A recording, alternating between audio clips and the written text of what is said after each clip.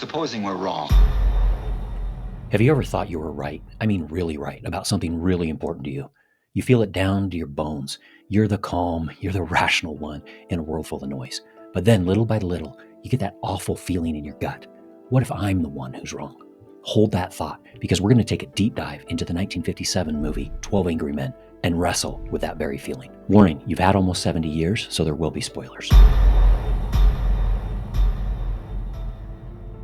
The stakes are life and death, and 12 strangers are about to have the most important conversation of a young kid's life. 12 Angry Men is one of the highest rated films of all time. It's number 5 on IMDb's Top 250, and it's my number 1, my favorite movie ever. An 18-year-old boy is on trial for stabbing his father. If the jury votes guilty, it's the death penalty. 12 men file into a cramped jury room on a sweltering summer day in New York City, each identified only by their juror numbers. They don't have names, so I'm going to give them nicknames, something to help us keep track. First, we have Juror 1. I'll just call him the foreman, as that's his role. Okay, man, let's take our seats, huh? Juror 2, we'll call him Piglet, because the actor actually plays Piglet in Winnie the Pooh. Oh, Pooh, you went back for the honey, didn't you? Oh, does anybody want a cough drop? He's a passive, indecisive man who slowly finds his voice. Juror 3, I'll call him Sleeves. He starts out calm and collected. It's just about the facts. Number 1. The old man lived downstairs under the room where the killing took place. But we'll see soon enough, he rolls up his sleeves and is ready for a fight. We're all going crazy in here or something. Then we have Juror 4. I'll call him Glasses. Glasses because, well, just wait. His name is going to mean more than you think. He's super logical and almost robotic. Pardon me, but don't you ever sweat? No, I don't. Bringing us to Juror 5. I love this guy. This is Switchblade, a quiet young man who grew up poor, and he's sensitive to being talked down to. Kids who crawl out of these places are real trash. I don't want any part of them, I'm telling you. Listen, I've lived in a slum all my life. Wait a minute. Please, I've played in backyards that were filled with garbage. I mean, maybe you can still smell it on me. Now listen, Sonny. Come on now, there's nothing personal Oh, about now, there this. was something Oh, personal. come on, fella. He didn't mean you. Let's not be so sensitive. This background plays an important role later. Then we have Mr. Nice Guy. Well, I'm not used to supposing. I'm just a working man. My boss does a supposing. He's just a blue-collar man who's comfortable in his own skin and isn't afraid to stick up for others when push comes to shove. If you say stuff like that to him again, I'm gonna lay you out. Juror 7 is a real character. We'll call him Fedora because it describes him perfectly.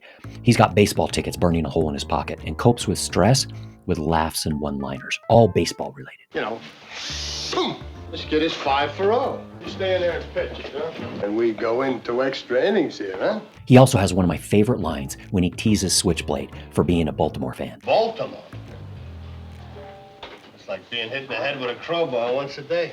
Now we have our main character, Juror 8, Sir Ascalot. He's dressed in white, almost like a white knight or something. He enters with doubts and lots of questions. Supposing we're wrong. I don't know whether I believe it or not. Maybe I don't. What do you think? You don't believe the boy's story. How come you believe the woman's? Supposing they're wrong. Maybe it's also possible for a lawyer to be just plain stupid, isn't it? They're only people. People make mistakes. Could they be wrong? I mean, it's possible. What was it like? What do you mean? Noisy? How long? Take a guess. Has anybody any idea how long it takes an elevator train going at medium speed to pass a given point? You know so. This phrase, how many times have all of us used it? Probably thousands. Now let me ask you this. Has anyone here ever lived near the L tracks? Supposing you were the one that was on trial. He's calm, collected, thoughtful, and takes his role very seriously, and does so with a gentle approach, asking questions and admitting ignorance. Then we have Gramps. He's brave and willing to take a chance. Plus, he's not afraid to call out the bigotry of others. I think certain things should be pointed out to this man. Speaking of bigotry, I'm calling Juror 10 Old Bigot, because we quickly find out that's exactly what he is. He thinks he's stating the obvious when he calls out the inferiority of immigrants, minorities, and the poor. Listen, I've lived among them all my life. You can't believe a word they say. You know that. Juror 11 is simply Mustache, an immigrant watchmaker who's thoughtful and inquisitive. He takes the justice system very seriously and has the best burn of the movie. He's a common ignorant slob. He don't even speak good English. He doesn't even speak good English. Finally, we have the ad man, Juror 12. He's often distracted and speaks in taglines. Product I work on at the agency. A breakfast with a built-in bounce. Well, that's our crew, and the entire movie is these guys hashing it out. One long conversation in one hot room. We get going when the foreman calls for an initial vote. Now, all those voting guilty, please raise your hands. 1, 2, 3, 4, 5, 6, 7, 8, 9, 10, 11. Okay, that's 11 guilty. All those voting not guilty? 1. Now we know where we are. Boy, oh boy, there's always one. Our white knight, Sir Ascalot. But here's the thing, he's not saying the kid is innocent. He just admits. I don't know. So how is one man going to convince the other 11? All right, I don't have anything brilliant. I only know as much as you do. According to testimony, the boy looks guilty. Maybe he is. There are a lot of questions I'd like to ask. I don't know, maybe they wouldn't have meant anything, but I began to get the feeling that the defense counsel wasn't conducting a thorough enough cross-examination. I mean, he let too many things go by, little things. I'd have asked for another lawyer, I think. I mean, if I was on trial for my life, I'd want my lawyer to tear the prosecution witnesses to shreds, or at least try to. I kept putting myself in the kid's place. He just wants to talk it out. Sir Ascalot starts asking questions. He pokes holes. He invites doubt. But the evidence seems airtight. Number 1. The old man lived downstairs under the room where the killing took place. At 10 minutes after 12 on the night of the killing, he heard loud noises. Said it sounded like a fight. And he heard the kid yell out, "I'm gonna kill you." A second later, he heard a body hit the floor. Ran to the door, opened it up, saw the kid running down the stairs and out of the house. Called the police. They came in, found the old man with a knife in his chest. The coroner fixed the time of death around midnight. Now, these are facts. You can't refute facts. The kid is guilty. And there's an eyewitness. Here's a woman who's lying in bed. She can't sleep. She's dying with the heat. You know what I mean? Anyway, she looks out the window, and right across the street, she sees the kid stick the knife into his father. To top it off, there's the murder weapon itself, a supposedly one-of-a-kind switchblade that was found in the body. Take a look at this knife. It's a very unusual knife. I've never seen one like it. Neither had the storekeeper who sold it to the boy. Aren't you asking us to accept a pretty incredible coincidence? I'm just saying a coincidence is possible. And I say it's not possible. And that's when Sir Ascalot detonates the room. Where did that come from? It's the same knife. Quiet, you're doomed. Where did you get it? I went out walking for a couple of hours last night. I walked through the boy's neighborhood. I bought that in a little pawn shop just 2 blocks from the boy's house. It cost $6. A unique knife? Maybe not. You mean you're asking us to believe that somebody else did the stabbing with exactly the same kind of knife? The odds are 1,000,000 to 1. It's possible. But not very probable. They have a point. Well, Sir Ascalot asks for an anonymous revote. Guilty. Guilty.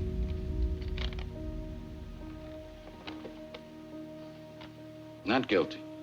And Gramps takes a risk. This gentleman has been standing alone against us. Now, he doesn't say the boy is not guilty. He just isn't sure. Well, it's not easy to stand alone against the ridicule of others, so he gambled for support, and I gave it to him. I respect his motives. But the boy in trial is probably guilty, but I want to hear more. So, now there are 2, a reluctant 2.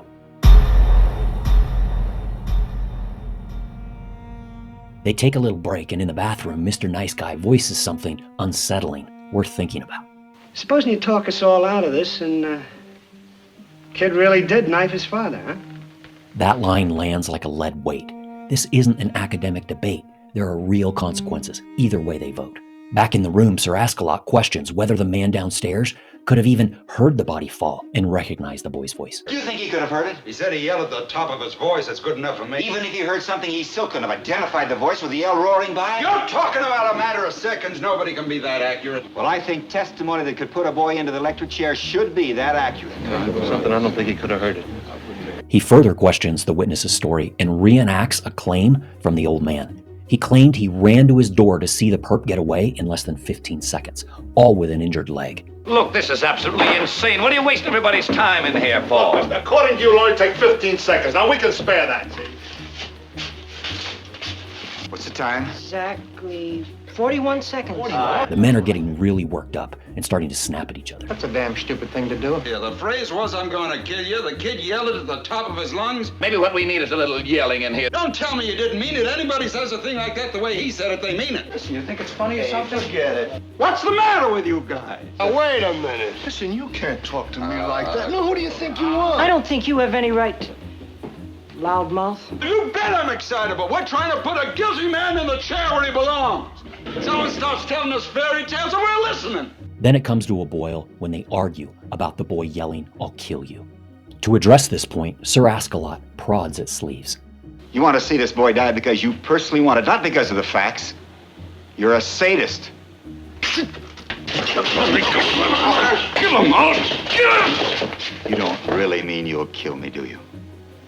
And suddenly, a pillar of the prosecution crumbles. Heat of the moment threats aren't proof of intent. The boy's words now seem human, not murderous, something any of them might say when pushed too far. More and more, Piglet is finding his voice and starts asking questions. There was this whole business about the stab wound and how it was made. The prosecution said it was a downward, overhand attack. Tension builds as Sleeves offers to demonstrate. What's about? But then Switchblade steps in. Here's how. Underhanded. Anyone who's ever used a switch knife wouldn't handle it any other way. Are you sure? I'm sure.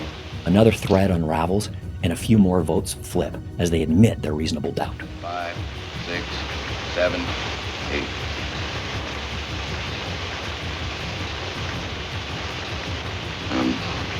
Nine. Then the film has its quietest moral mic drop as old Bigot goes on a desperate rant. Look, they're lushing it up and fighting all the time, and if somebody gets killed, so somebody gets killed, they don't care. Oh, sure, there's some good things about them, too. Look, I'm the first one to say that. I've known a couple who were okay, but that's the exception, you know what I mean? Most of them, it's like they have no feelings. They can do anything. What's going on here?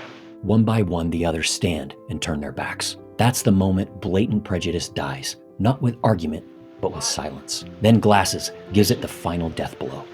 Listen, I have. Now sit down and don't open your mouth again. After all this, we still have two holdouts, Glasses and Sleeves. You've made some excellent points, but I still believe the boy is guilty of murder, and I have two reasons. One, the evidence given by the woman across the street who actually saw the murder committed. And two, the fact that she described the stabbing by saying she saw the boy raise his arm over his head and stab down into the father's chest. She saw him do it the wrong way. That's absolutely right. And this is when Gramps notices something crucial. The woman who testified had marks on her nose from eyeglasses, just like Glasses has. How do you know whether she wore glasses? Just because she was rubbing her nose? Now, she had those marks. I I saw them, too. I was the closest one to her. She had these things in the side of her nose. What do you call this? I didn't see any marks. I did. Strange, but I didn't think about it before. Do you wear glasses when you go to bed? No, I don't.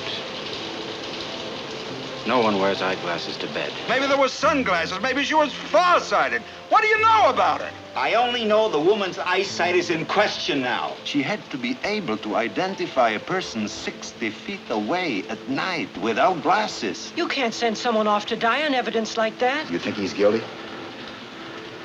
You? I'm convinced. Not guilty. What's the matter with you? I have a reasonable doubt now. Now it's 11-1. I first watched 12 Angry Men in the 8th grade and just fell in love with it. I thought I knew exactly who the hero was. Henry Fonda in white, calm and collected, standing against 11 other men. But as I've gotten older, and after watching it over 20 times, I now think I was wrong. It's easy to crown Sir Ascalot the hero. Calm under fire, patient, empathetic, he refuses to be bullied by certainty. This isn't a game. He is a hero, sure, but he's not the hero. The real hero might surprise you. Let me explain. Joseph Campbell, a legend in the field of comparative mythology, introduces the famous hero's journey. It's got multiple stages, so I'll just keep it really simple. A person departs from their comfort zone, or is thrust out of their comfort zone, goes through a series of gut-wrenching trials, is transformed, and returns as a different person. It's a cycle. It's a going and a return. This is Neo taking the red pill, Katniss Everdeen entering the Hunger Games, Andy Dufresne being sent to Shawshank, Maggie Fitzgerald entering the boxing ring, Tony Stark getting captured by terrorists, Mon Mothma publicly denouncing the Empire in Andor, V hunting her sister in Arcane. It's Harry running off to Hogwarts. It's a pattern that goes back through all mythical stories. These stories include a point where the character is beaten down, broken, and pushed to their limit. They have to overcome some obstacle, sure, but the biggest obstacle is confronting themselves. Joseph Campbell says it best, "And where we had thought to slay another, we shall slay ourselves." It's Luke Skywalker in Empire Strikes Back who is confronted with a harsh reality. He's beaten, his hands cut off, he wails in emotional agony with the most epic ugly cry in all of cinema, and then he falls. It's Frodo at the end of The Lord of the Rings, exhausted, who is confronted with his own dark heart that has been twisted by the ring. It's Batman in The Dark Knight Rises, body aging and worn, who confronts Bane, who literally breaks his back and leaves him broken and dying in a pit. There is no shortcut for any of these heroes. They're forced to face the ugly truth about life or about themselves, but they choose to push forward. Real heroes don't just face external challenges, they transform internally. They're tested, they resist, they face an ordeal that kills some part of who they are, and they return different. We want to cast Sir Ascalot in this role because he's admirable, but look closely. He starts calm, rational, and courageous, and ends exactly the same. That's consistency, not transformation. In 12 Angry Men, the one who truly walks the hero's journey is the man we least expect. Sleeves begins the film convinced he's driven by logic. I just want to talk about facts. Why don't you listen to the facts? No, these are facts. You can't refute facts. As the conversation continues, we learn what's really driving him. You got any kids? 3? I got one. 22 years old. When he was 9 years old, he ran away from a fight. I saw it. I was so embarrassed, I almost threw up. I said, I'm going to make a man out of you if I have to break you in two trying. Well, I made a man out of him. When he was 16, we had a fight. Hit me in the jaw. He's a big kid. Haven't seen him for 2 years. Kids. Work your heart out. The pain in those words is palpable.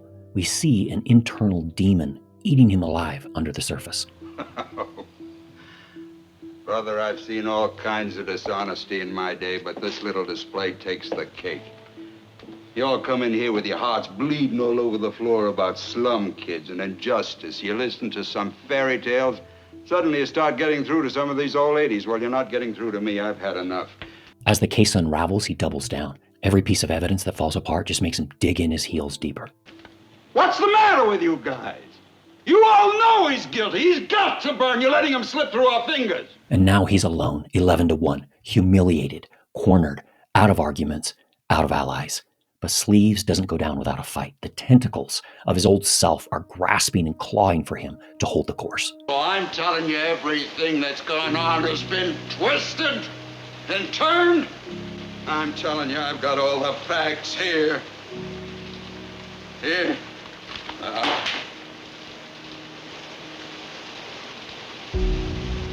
Rotten kids, you work your life out.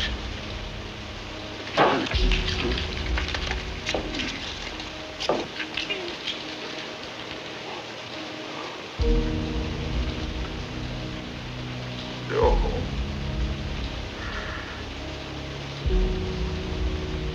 Not guilty. Not guilty. And that's the death of the old self. In the end, the bravest man in that room is the one who faced the worst parts of himself, humiliating himself, exposing his personal pain, but through it all, a crumbled mess, he admits he was wrong. In Campbell's language, Sleeves crosses the threshold by not conquering others, but by surrendering himself. He returns with something new, humility, a cleaner relationship to truth. You can call Sir Ascalot a model of courage, I do, but Sleeves is the miracle. Sleeves shows the deeper courage because he's willing to change.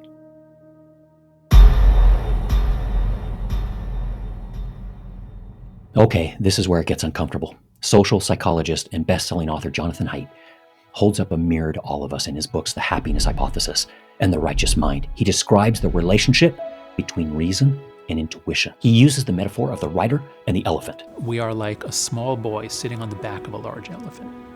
And the elephant, the small boy is conscious reasoning. That's the tiny bit of mental process that we're aware of. And the elephant is everything else that we're not aware of. Most of us, we imagine we're the logical rider steering the elephant. We think we're Sir Ask-a-Lot. But in reality, it's the elephant, our emotions and instincts that move first, hardest, and with the most strength. The rider just builds the story afterwards to justify where the elephant already decided to go. The rider becomes a defense attorney, bending over backwards to come up with reasons that sound rational. Anything to defend and to provide cover for their gut feelings. Sleeves thought he was the rider. It's just about the facts. But those facts were arranged by grief, by anger, by a story he was telling himself about his own pain. And honestly, that's uncomfortably familiar. So here's the real invitation from 12 Angry Men. Do we need the courage to stand alone and ask hard questions like Sir Ask-a-Lot? Absolutely. But what we need even more than that is the courage to face our own ugly side and let it go. When confronted with evidence and reasonable doubt, can we change?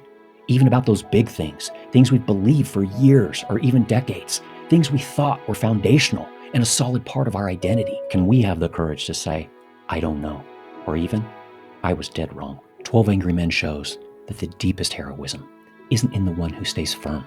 It's in the one who breaks and then has the courage to change. At least that's how it seems to me. Then again, I could be wrong.